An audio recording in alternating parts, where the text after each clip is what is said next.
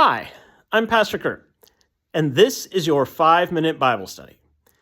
Today, we're going to look at 1 Corinthians chapter 1, verse 10 through chapter 6, verse 20. So there's a lot of text here.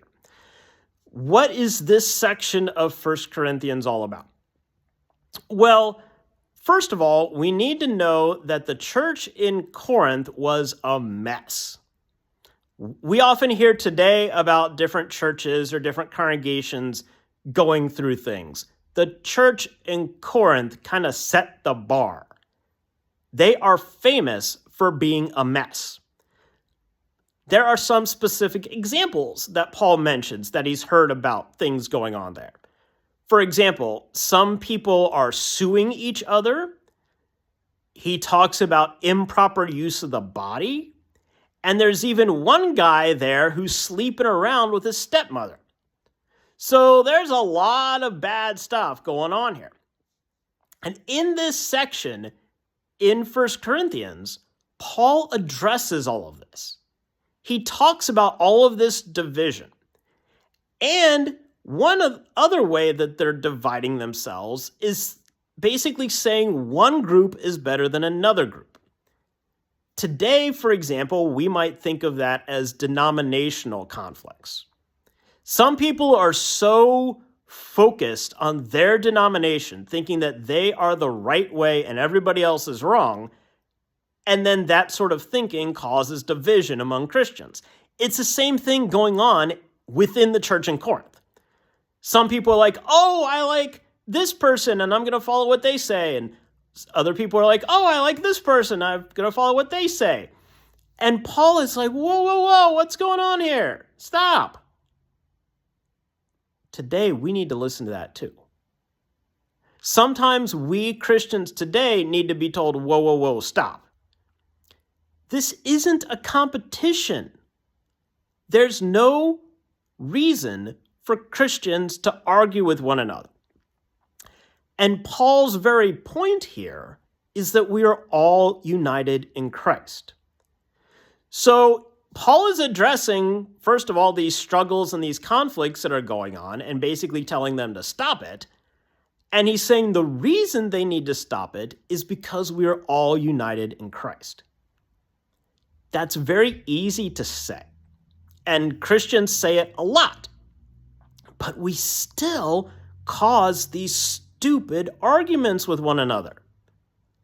Maybe we're not so different than that church in Corinth. We see lots of conflict in the church today. And so we need to remember Paul's words addressed to a church in conflict. First of all, his words were, stop doing those things, right? There's no reason to be in conflict. And he says that we're all united in Christ. Since we are all united in Christ, there is no reason to fight with one another. Yes, you might like listening to this person. Somebody else might like listening to that person. Okay, fine, right? If they're talking about Jesus, fine. Some people today think that way about denominations, right? Oh, it doesn't matter what church I go to because they all talk about Jesus. In one sense, that's true. But there is also dangerous theology out there. There is dangerous theology that can promote a dangerous way of living. This dangerous way of living is what Paul is talking against. He's addressing these behaviors that the people in Corinth are doing that are wrong. Those behaviors might have been influenced by bad theology. And so when Paul says we are all united in Christ, that's not just his churchy way of saying settle down and we'll all work together, but it's also a theological statement. It's a statement where he says we are all united in Christ. He is what is most important, and he should shape your behavior. There is certain behavior that is wrong. There is certain theology that is wrong. If it's emphasizing something that's not biblical, if it's talking things that just don't sound like Jesus, then we need to question them. But when we all focus on Christ, if we keep him as our focus, then yes, in a way, the different denominations don't matter.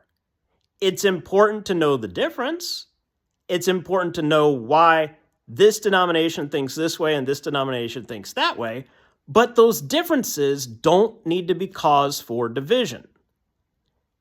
Different denominations, different groups of Christians can still work together, and we can still celebrate that we are united in Christ. So Paul's words to this church in Corinth still apply for us today. There's your 5-minute Bible study.